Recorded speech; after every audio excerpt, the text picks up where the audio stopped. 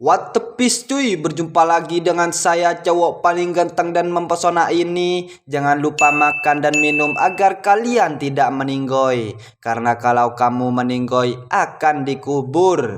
Gak jelas lubang, hehehehe. Tanpa berlama-lama lagi, pasang headset dan selimut kalian agar kalian gak kedinginan. Kalau masih kedinginan, langsung saja ke rumah janda sebelah kalian.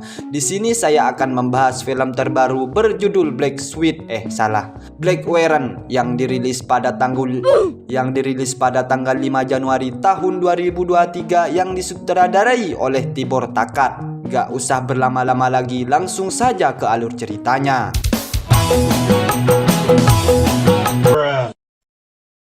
Di awal film kita diperkenalkan dengan dua orang anggota CIA yang bernama Tony dan Juan. Saat ini mereka berdua dan para anggota polisi lainnya sedang bergegas pergi untuk mengerebek sebuah lokasi penjualan dan produksi narkoboy.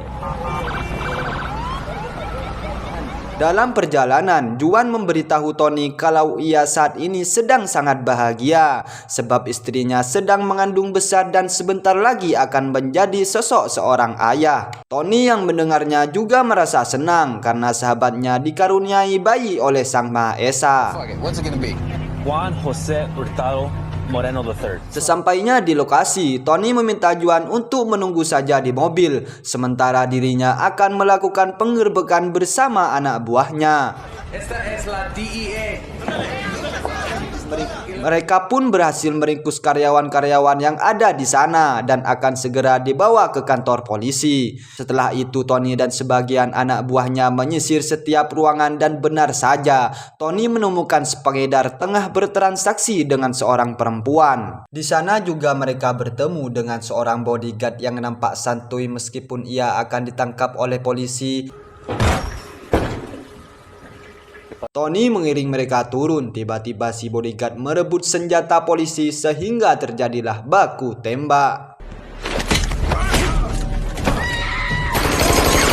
Sementara di luar gedung, Juan dihubungi oleh istrinya yang minta dibelikan es cendol setelah pulang kerja. Ketika sedang asik teleponan, Juan dikagetkan dengan si bodyguard yang mau kabur. Tony yang melihat Juan sudah bercucuran darah tentu merasa sangat sedih bercampur marah karena harus kehilangan sahabat karibnya. Scene beralih ke seorang kakek bernama Nick, gak pakai Ikita Willy. Ia sedang santai berjemur di atas kapal yang ia jadikan sebagai tempat tinggalnya. Tak lama kemudian datang temannya yang bekerja di pemerintahan untuk menemui Nick. Di sini temannya memberitahu kalau pemerintah ingin bekerja sama lagi dengan Nick untuk menjalankan sebuah misi. Diketahui Nick adalah seorang mantan pembunuh bayaran yang bekerja sama dengan pemerintahan. Awalnya Nick menolak pekerjaan itu karena ia sudah lama pensiun dan ingin menikmati hari tuanya. Tapi setelah diperlihatkan uang satu tas, kakek Nick malah melotot dan langsung menerima misi tersebut. Temannya menjelaskan kalau misi ini adalah menghabisi sebuah kelompok yang akan menjatuhkan ekonomi Amerika. Aye, Captain. Beralih ke kantor polisi, Tony terlihat murung dan masih bersedih atas kematian sahabatnya yaitu Juan. Dia merasa bersalah karena menyuruh Juan menunggu di mobil hingga kehilangan nyawanya. Mengetahui Tony lagi depresi, atasannya pun menyarankan supaya Tony mengambil cuti untuk menenangkan diri dan beristirahat. Tapi Tony menolaknya karena ia merasa baik-baik saja dan ia masih ingin bertugas. Setelah itu istri Juan datang dan langsung menumpahkan kesedihannya kepada Tony. Ia juga meminta kepada Tony agar segera menangkap dan mengadili orang yang membunuh suaminya. Tony pun mencoba untuk menenangkannya dan berjanji akan menemukan pelakunya. Kemudian atasannya menginterogasi si pengedar yang sebelumnya mereka tangkap. Atasan menanyai si pengedar siapa orang yang memasukkan barang haram. Si pengedar menerangkan kalau bosnya bukan hanya menjadi pemasok biasa tapi memiliki sebuah rencana besar. Hal ini membuat Tony penasaran. Ia mencoba bertanya apa yang direncanakan oleh bosnya. Si pengedar akan memberitahu informasi tersebut asalkan dirinya diberi minum air susu sapi. Merasa informasi itu sangat penting, atasan Tony pun setuju. I also need someone to take the piss. I don't trust the water here. Keesokan harinya, kakek Nick terlihat sedang mempersiapkan segala perlengkapan misinya, mulai dari persenjataan sampai mengganti plat nomor mobil. Setelah mengetahui informasi tentang keberadaan targetnya, ia pun bergegas ke lokasi. Sesampainya di sana, Nick menyempatkan untuk membeli es kelapa muda sambil mengawasi sebuah hotel di mana targetnya berada. Kemudian Nick bergegas ke atas gedung di seberang hotel dengan membawa peralatan golf. Ternyata di dalam tas golf itu, kakek Nick sudah menyiapkan senjata sniper yang akan ia gunakan untuk menghabisi targetnya. Tapi saat Nick membidik melihat si pengedar melakukan jasa pijat ke janda seksoi di sebuah hotel.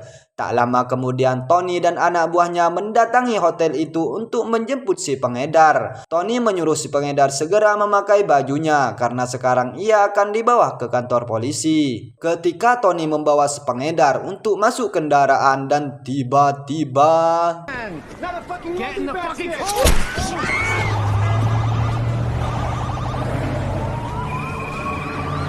Tony pun segera berlari ke apartemen seberang jalan untuk menangkap orang yang telah mengheadshot jidak si pengedar. Di sini Tony sempat berpapasan dengan kakek Nick yang baru saja turun, tapi semua orang tidak akan menyangka kalau si sniper itu adalah kakek Nick.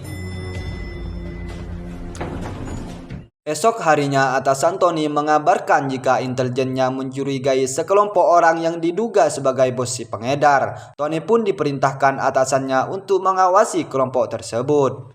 Live and learn. Next time, you take an escort with you.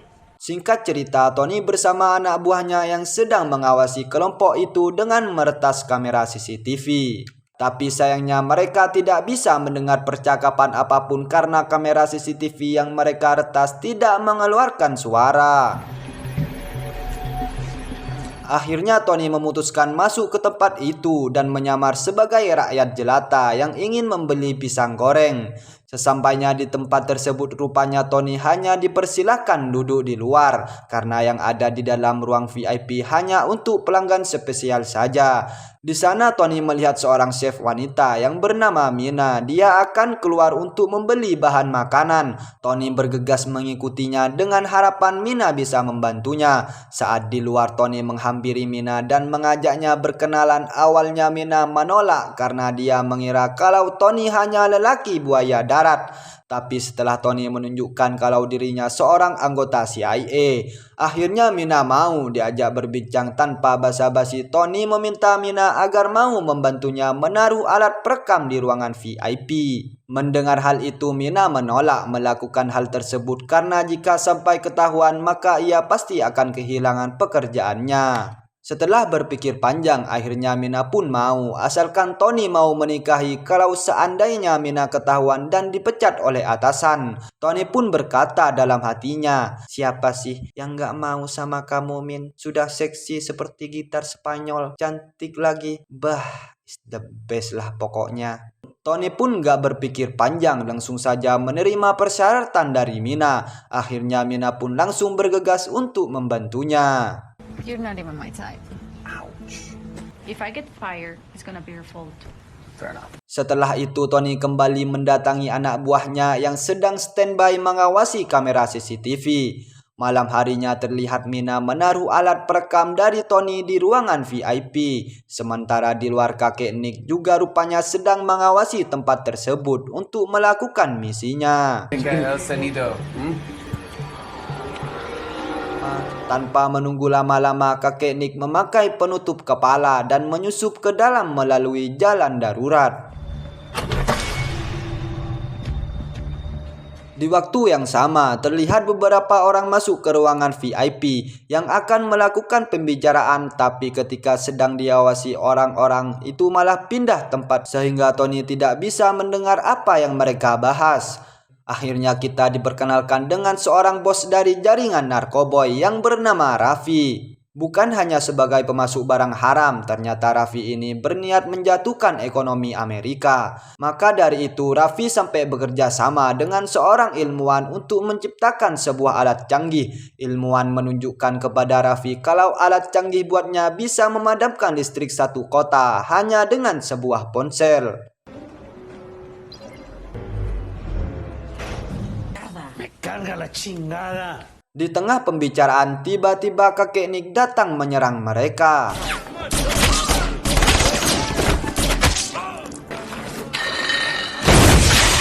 Dalam serangan ini, kakek Nick berhasil menggedor beberapa pengawal Raffi. Namun sayangnya Raffi dan si ilmuwan berhasil kabur. Mengetahui keributan itu, Tony langsung datang ke sana. Ternyata dia mengetahui seseorang yang memakai penutup muka. Tiba-tiba si kakek Nick hilang begitu saja. Setelah kejadian semalam membuat Raffi cukup panik, dia menyuruh si ilmuwan itu untuk segera menyelesaikan alat canggih tersebut karena alat yang mereka pakai sebelumnya masih dalam tahap percobaan. Si ilmuwan bersedia menyelesaikan alat canggihnya asalkan Raffi mau membayar 50 juta dolar. Tanpa pikir panjang, Raffi pun akhirnya setuju.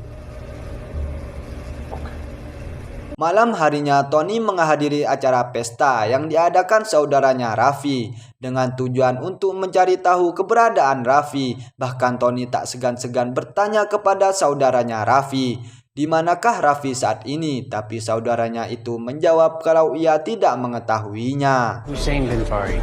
My uncle. Di sisi lain ternyata Raffi tengah mengawasi acara pesta bersama si bodyguard yang telah membunuh Juan. Si bodyguard memberitahu kalau Tony merupakan seorang anggota CIA yang pernah memburu mereka. Mendengar itu, Raffi langsung menyuruh si bodyguard untuk menangkap Tony. Si bodyguard memberitahu kalau Tony merupakan seorang anggota CIA yang pernah memburu mereka. Mendengar itu, Raffi langsung menyuruh si bodyguard untuk menangkap Tony. Go do something about it. Di acara pesta itu, Tony bertemu dengan Mina yang menjadi chef di sana. Tapi tanpa diduga, Tony melihat kakek Nick yang juga menghadiri acara pesta. Saat Tony menyamakan foto yang ada di HP-nya dengan cepat, kakek Nick sudah pergi. Sorry, ada kendala. Saat Tony menyamakan foto yang ada di HP-nya dengan cepat, kakek Nick sudah pergi. Tony pun mengajak Mina untuk mengejar kakek Nick. Is this you? Tapi dalam kejar-kejaran itu, kakek Nick berhasil mengecoh Tony sehingga dirinya bisa kabur. Dan pada akhirnya Tony dan Mina melakukan kewajiban di malam hari yang dingin. Another perfect place.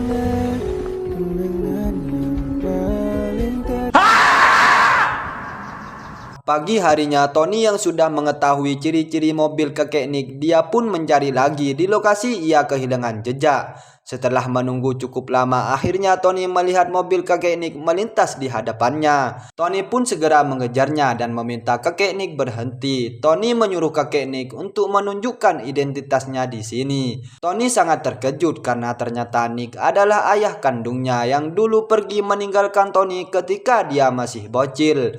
Hi, Dad. Setelah identitasnya terungkap, kakek Nick membawa Tony ke rumah kapalnya yang ada di dermaga. Tony bertanya kenapa setelah kematian sang ibu ayah tega meninggalkannya. Kakek Nick memberitahu kalau sebenarnya dirinya adalah seorang pembunuh bayaran untuk pemerintahan. Setelah ibu Tony dibunuh oleh musuhnya, Nick memutuskan untuk meninggalkan Tony sebab ia sangat khawatir dengan keselamatan putranya.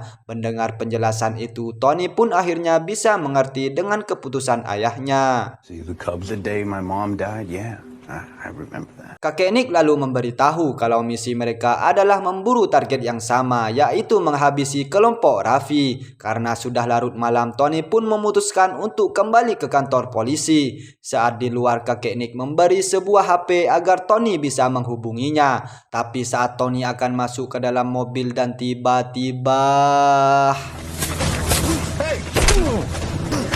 Rupanya Tony diringkus oleh bodyguard bersama anak buah Raffi karena kala jumlah kakek Nick tidak bisa menyelamatkan Tony. Scene beralih ke Raffi menemui si ilmuwan untuk menanyakan kapan selesainya alat ini. Si ilmuwan menjawab jika alat ini selesai dalam waktu 24 jam lagi. Tak lama kemudian si bodyguard datang dengan membawa si Tony. Di sini Raffi bertanya kepada Tony siapakah si penembak jitu yang selama ini menghabisi anak buahnya. Pada waktu itu juga kakek Nick menelpon pada Raffi bahwasanya Tony adalah anak kandungnya. Kakek Nick ini ternyata bersahabatan dengan Raffi sejak ia masih sama-sama menjadi pujang lapuk. Karena Raffi sudah merah mata alias marah, ia pun gak memperdulikan kalau si Tony adalah anak dari sahabatnya sendiri. Dia pun menyuruh anak buahnya untuk menghajar si Tony.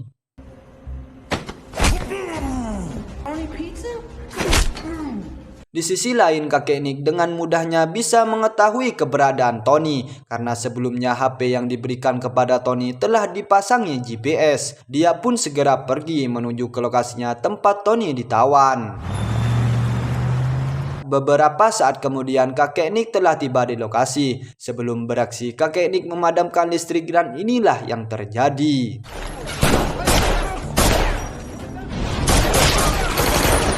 Walaupun hanya sendirian, kakek Nick mampu menghabisi beberapa anak buah Raffi dan berhasil menyelamatkan Tony, tapi sayangnya Raffi dan si bodyguardnya masih bisa kabur. Kemudian kakek Nick membawa Tony ke kapalnya untuk beristirahat dan mengobati lukanya. Setelah terjadinya baku tembak, para polisi bersama atasannya Tony datang ke TKP. Namun mereka hanya menemukan anak buah Raffi yang telah meninggoy di sana. Dan atasan Tony berhasil menemukan alat canggih yang akan dipakai Raffi. Capitán Escalante. Sementara Tony yang lagi santai dengan kakek Nick, tiba-tiba Mina menelponnya. No con Mina por un rato. No sabe qué hacemos. Ternyata Mina sekarang tengah disandera oleh si bodyguard. Dia menyuruh Tony agar segera mendatanginya karena jika tidak ia akan menghabisi Mina. Mendengar hal itu membuat Tony panik dan ia pun bergegas pergi. Tapi kakek Nick mengingatkan agar Tony jangan gegabah dan ia akan membantu Tony untuk menyelamatkan si Mina. Listen to me. You cross that line, you end up like me. Setibanya di sana, Tony menemui si bodyguard yang sedang menyandera Mina. Tapi si bodyguard menyuruh Tony agar kakek Nick juga datang menemuinya. Namun ia tidak menyadari kalau kakek Nick tengah mengincarnya. Hey Dad, it's me. Setelah berhasil melumpuhkan si bodyguard, kakek Nick menanyakan keberadaan Raffi. Where do I find him? Fucking tell you. Akhirnya si bodyguard mau mengantar mereka ke rumah Raffi, tapi dengan syarat ia diberi uang $1 juta. Come on, you sorry sack of shit. Scene beralih di kediaman Raffi. Di sana juga ada si ilmuwan yang meminta Raffi untuk membayar uang muka karena ia sedang butuh uang untuk membayar cicilan sepeda Supra X-nya. Namun Raffi tidak mau membayarnya karena alat tersebut telah disita oleh polisi. Lalu dengan kejamnya Raffi langsung mengheadshotkan si ilmuwan. You haven't paid me. You're the only one who can do it. That was enough. Tak lama kemudian si bodyguard datang bersama kakek Nick sambil menodongkan senjata. Mereka juga membawa sekantong mayat yang ternyata berisi Tony yang sedang pura-pura meninggoy. Saat kantong mayat itu dibuka, Tony langsung menodongkan senjata sehingga ketegangan pun terjadi. Si bodyguard mengatakan kalau ia terpaksa berkhianat karena Raffi orangnya sangat pelit dan kikir. Ketika anak buah Raffi mencoba menyerang dengan sikap, Tony dan ayahnya langsung menghabisi mereka semua. Di momen ini Raffi memohon kepada kakek Nick agar tidak menghabisinya dan yang terjadi... No. Akhirnya kakek Nick berhasil menyelesaikan misinya menghentikan rencana Raffi. Setelah semuanya selesai, si bodyguard menagih uang $1 juta yang telah mereka sepakati. Get a job. Beberapa saat kemudian, para polisi termasuk atasannya Tony datang ke rumah Raffi. Mereka juga menemukan kantong mayat yang ternyata di dalamnya ada si bodyguard. Beberapa tahun kemudian terlihat Tony mengunjungi ayahnya dan berkumpul di dermaga. Ternyata Tony sudah menikahi Mina dan dikaruniai seorang anak. Begitu juga dengan ayahnya si Tony yang telah memiliki istri muda. Kakek Nick mengatakan kalau dia mempunyai uang yang sangat banyak, oleh karena itu ia mengajak mereka untuk tinggal di rumah yang lebih nyaman dan mewah. Tak lama kakek Nick dihubungi temannya yang bekerja untuk pemerintahan. Dia mengajak kakek Nick dan Tony untuk menyelesaikan sebuah misi dengan bayaran yang jauh lebih besar daripada bayaran sebelumnya, dan film pun teata amat tamat. Gimana ya dek ya, sudah pernah tidur sama janda pirang sebelah rumah nggak dek? Jangan ya dek ya, nanti ketagihan ya dek ya. Terima kasih sudah menonton film ini sampai akhir. Jangan lupa subscribe, like, komen, dan share. Kalau sudah, saya ucapkan terima kasih dan sampai jumpa di video selanjutnya.